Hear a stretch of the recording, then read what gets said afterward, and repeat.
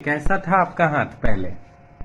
তোমার হাত আগে কেমন আছে ঠিক আছে তুমি বাংলায় বলো Nessa, তারপরে nessa, ela sugoi-se.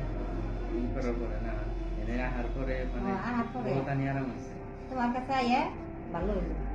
तो अभी कैसा है हाथ? তখন কমছে আছে এটাও, একটা আছে।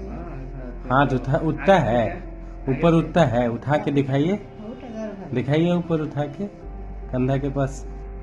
हाँ, बहुत अच्छा। तब आप यहाँ यहाँ के इलाज से आप सेटिस्फाइड हैं? आपको यहाँ का इलाज कैसा लगा? তোমার তখন কেমন লাগছে এনে চিকিৎসা হইয়া এমনি চিকিৎসা হইয়া আরাম পাইছি। কমছে। हाँ, से आया है कौन से डिस्ट्रिक्ट में? बरपेटा डिस्ट्रिक्ट से अच्छा अच्छा। क्या प्रॉब्लम थी आपकी माता जी को?